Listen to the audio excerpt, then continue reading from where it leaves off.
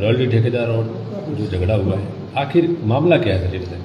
देखिए, रॉयल्टी को लेकर के लोकल जो कॉन्ट्रैक्टर्स हैं और रॉयल्टी ठेकेदार के बीच में विवाद हुआ है और उस संदर्भ में इन्होंने ज्ञापन भी दिया था और जो रॉयल्टी का मुख्य विवाद का कारण है वो रॉयल्टी दरों को लेकर के आपस में इनमें विवाद है, जिस संदर्भ में मैनेजमेंट डिपार्टमेंट के स्तर पर कार्रवाई की जाएगी। जहाँ तक बात है आज की घटना का, आज जो घटना हुई है उसके संदर्भ में पुलिस ने त्वरित कार्रवाई करते हुए 26 लोगों को डिटेन किया है। जो गाड़ियां क्षतिग्रस्त हुई हैं उनका भी निरीक्षण मेरे द्वारा किया गया, घटनास्थल का निरीक्षण मेरे द्वारा किया गया। एक जगह एक छोटी सी झोंपड़ी के अंदर आग भी लगी है, वो आग किसने लगाई और किस कारण से जो है ये पूरी घटनाक्रम हुआ उस संदर्भ में हम अनुसंधान कर रहे हैं। परंतु आपके माध्यम से मैं ये विश्वास दिलाना चाहूँगा कि किसी भी व्यक्ति को कानून को हाथ में लेने की स्वीकृति नहीं दी जाएगी और कोई भी व्यक्ति अगर कानून को हाथ में लेगा उसके खिलाफ सख्त कार्रवाई हम करेंगे। क्या हुआ, क्या वजह क्या रही? देखिए, आज रॉयल्टी का जो विवाद था उसको लेकर के कुछ ट्रक रॉयल्टी कॉन्ट्रैक्टर और उसके लोगों ने रुकवाए थे। उस संदर्भ में फोरमैन माइनिंग और रॉयल्टी कॉन्ट्रैक्टर्स के बीच में वार्ता चल रही थी।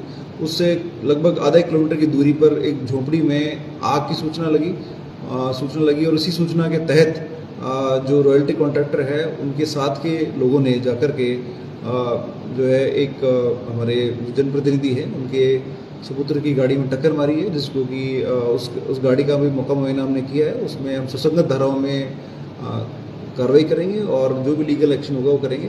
जहाँ तक बात है उस झोंपड़ी में आग लगाने की, आग जिसके द्वारा लगाई गई है उसके खिलाफ भी कार्रवाई की जाएगी। गिरफ्तार किए हुए लोग सब दोनों तरफ से है या? देखिए, इस संदर्भ में 26 लोगों को हमने डिटेन किया है और जो मौके पे मिले उन लोगों को हमने डिटेन किया है और इस संदर्भ में प्रकरण दर्ज करके कार्रवाई करेंगे और निष्पक्ष रूप से कार्रवाई करेंगे। बीजेपी सरकार में बीजेपी विधायक के बेटे को हमला हो। देखिए, ऐसा है कि ये जो प्रकरण है ये रॉयल्टी से संबंधित है और रॉयल्टी दरों से संबंधित है। पूरा मैनेजमेंट डिपार्टमेंट जो है इस संदर्भ में वार्ता करके दोनों पक्षों के बीच में लगातार वार्ता चल रही है और जहाँ तक बात है कानून व्यवस्था की, कानून व्यवस्था पूरी तरह से सुदृढ़ है और जैसे ही घटना की सूचना मिली पुलिस मौके पर पहुंची है और पुलिस ने सख्त कार्रवाई करते हुए 26 लोगों को डिटेन किया है। इसमें प्रकरण दर्ज करके स्ट्रिक्ट एक्शन हम लोग लेंगे। तो हथियारों के भी नाम सामने आ रहे, तलवार वगैरह ऐसे लेके? देखिए, इस संदर्भ में अनुसंधान जारी है और जो गाड़ियां हमने सीज की है उसकी भी हम तलाशी कर रहे हैं और जिन व्यक्तियों को हमने डिटेन किया उनसे भी लगातार पूछताछ हम लोग कर रहे हैं। मुकदमा को दर्ज हुआ सब दोनों की तरफ से? देखिए, अभी प्रकरण दर्ज नहीं हुआ परंतु शीघ्र ही प्रकरण दर्ज किया जाएगा। सर, एक तरफ सरकार से ठेका लिया गया, दूसरी तरफ ठेका उनको नहीं करने दिया जा रहा, वहीं विधायक के भाई द्वारा बयान दिया गया कि पहले हमसे वार्ता करें फिर अपना काम करें। देखिए, ऐसा है कि जो रॉयल्टी दरें हैं वो सरकार के स्तर पर तय की जाती हैं और उसमें जो भी निर्णय होगा वो मैनेजमेंट डिपार्टमेंट के द्वारा लिया जाएगा और इस पूरे झगड़े की जो मुख्य मूल वजह है वो रॉयल्टी दरों को लेकर के ही आपस में लोकल कॉन्ट्रैक्टर्स और रॉयल्टी ठेकेदारों में जो डिफरेंसेस हैं वही इसका मुख्य वजह है। मुझे लगता है कि आने वाले समय में पुलिस प्रशासन मिलकर के जो लीगल पॉसिबल होगा, जो सही होगा, विधि सम्मत होगा वो हम करवाएंगे और जहाँ तक बात है कानून व्यवस्था की, बिल्कुल सुदृढ़ एक्शन लेंगे, स्ट्रिक्ट एक्शन लेंगे जो भी व्यक्ति किसी प्रकार से कानून को हाथ में। सर, बताया जा रहा है कि यहाँ के लोकल लोग थे, उन्होंने वहाँ आगजनी की, उसके अंदर सिलेंडर की टंकी भी रखी हुई थी। देखिए, सिलेंडर को जैसे ही पुलिस मौके पहुंची उस सिलेंडर को दूर किया गया, किसी प्रकार की कोई मेजर घटना नहीं हुई। एक छोटा छपरा था उसमें जरूर आग लगी है और उसमें सुसंगत धाराओं में प्रकरण दर्ज करके कार्रवाई की जाएगी और ये जांच भी की जाएगी ये आग किसके द्वारा लगाई गई है। इसको लेकर के डिफरेंट वर्जन्स आ रहे हैं, उसकी हम तहकीकात कर रहे हैं और मेरे द्वारा भी घटनास्थल का निरीक्षण किया गया। एडिशनल एसपी, सीओ और पूरी टीम हमारी लगी हुई है और अभी मौके पे शांति है और आने वाले समय में भी जैसलमेर जिले के अंदर इस तरह का कोई विवाद ना हो उसको लेकर के हम लोग कार्य योजना बना के कार्रवाई करेंगे और कोई अगर वार्ता भी करानी है और जो विधि सम्मत रेट्स हैं और जो डिफरेंसेस हैं इनके बीच में वो भी माइनिंग डिपार्टमेंट द्वारा कराए जाएंगे। सर, मामला अगर बड़ा कुतुल लेता है तो अतिरिक्त जाब्ता भी बुलाया जाएगा?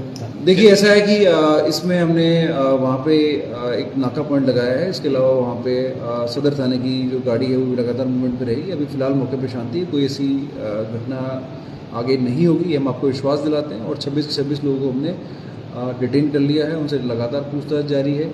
और घटना क्या हुई, कैसा घटनाक्रम हुआ, वो उसकी हम जानकारी ले रहे हैं। ये बात सही है कि दो गाड़ियाँ आपस में टकराई हैं और जो प्रथम दृष्टया वीडियो सामने आया है उसमें स्पष्ट रूप से दिख रहा है कि जो बोलेरो कैंपर गाड़ी है वो फॉर्च्यूनर से टकराई है और साइड में काफ़ी क्षतिग्रस्त भी हुई है।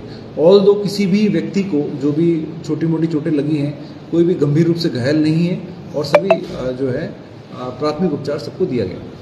सर, रॉयल्टी ठेके के नाम पर कई आवारागर्दी करते और घूमते रहते हैं और आम जन को भी परेशान करते हैं। देखिए ऐसा है कि जो भी वहाँ पे बाहर से भी कुछ लोग रॉयल्टी नाके पे जो भी लोग लगे हुए हैं उन सब के क्रिमिनल रिकॉर्ड हम चेक करेंगे। कोई आपराधिक तत्व का व्यक्ति वहाँ पे ना आए उसको वो हम इंश्योर करेंगे।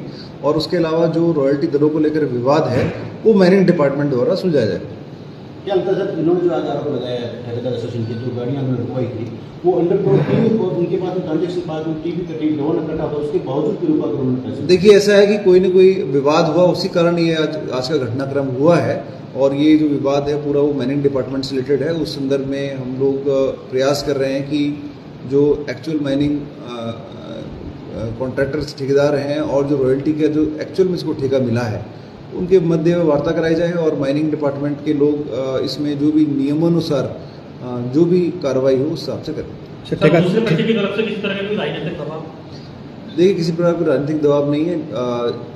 हम आपको विश्वास दिलाना चाहेंगे कि जो भी कार्रवाई की जाएगी वो निष्पक्ष की जाएगी, परंतु किसी भी व्यक्ति को कानून हाथ में लेने की जो है इजाज़त नहीं है। सर, ठेका चलाने के लिए क्या उस ठेकेदार को प्रशासनिक मदद की जाएगी? देखिए ऐसा है कि जो भी कार्रवाई होगी वो विधि सम्मत होगी और उसमें सही कार्रवाई हम करें। ठीक है, आपके पास